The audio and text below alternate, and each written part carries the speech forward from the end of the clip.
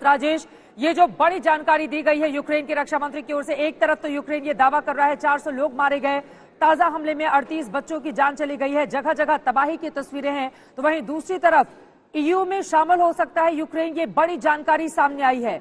अगर इस खबर पर मुहर लग जाती है, ऐसा हो जाता है, तो फिर यूक्रेन को कितनी ताकत मिलेगी, इसके बारे में बताएं आप।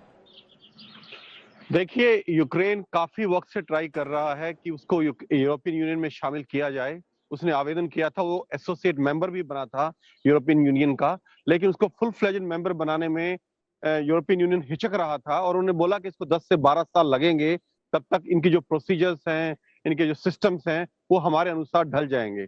लेकिन अभी हालात अलग है, अभी युद्ध के हालात हैं और रूस का हमला है यूक्रेन के ऊपर, और ये एक्स्ट्राऑर्डिनरी सर्कमस्टांसेस हैं, तो इसमें हो सकता है ये फैसला वो ले ले कि यूक्रेन को ईयू में शामिल करें। पर मुझे लगता है कि एकदम 2-3 दिन के अंदर इस पे मोहर लगना मुझे थोड़ा मुश्किल लग रहा है, लेकिन कुछ भी हो सकता है।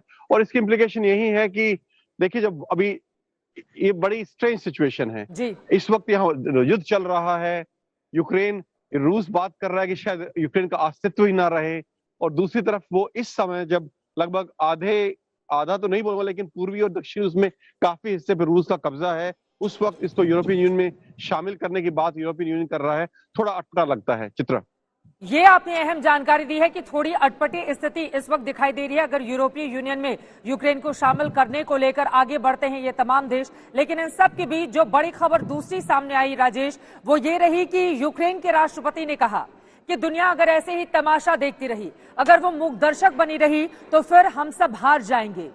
इसका क्या मतलब समझा जाए? हारने की बात इस वक्त यूक्रेन के राष्ट्रपति की ओर से क्यों कही जा रही है?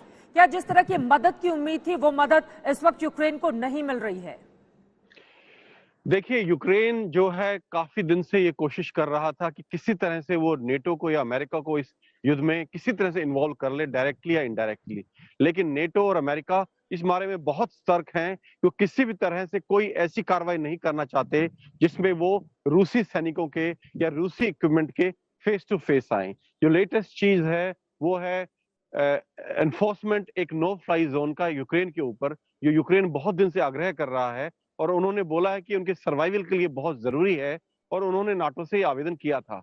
लेकिन 3 दिन पहले जो ब्रुसेल्स में नाटो की मीटिंग हुई थी, उसमें इस चीज को सिरे से नकार दिया गया था, क्योंकि इसका अगर नेटो या अमेरिका इस नो फ्लाई जोन का एनफोर्स करने की कोशिश करता है, इसका मतलब या तो उनके रडार सिस्टम्स, उनके मिसाइल्स, उनके एयरक्राफ्ट डायरेक्ट कांटेक्ट में आएंगे रशियन मिसाइल्स और रशियन एयरक्राफ्ट के, और वो एक डायरेक्ट कन्फ्रंटेशन हो जाता है जिसमें कि वो डायरेक्ट इन्वॉल्व हो जाते हैं, और उसका अर्थ है फिर ये जो लड़ाई जो अभी रूस और यूक्रेन की हो रही है, फिर वो रूस बनाम नेटो हो जाएगी, और फिर उसको कंटेन करना या उसको किसी से रोक पाना फिर असंभव हो जाएगा। और ऐसा कोई भी देश चाहेगा नहीं।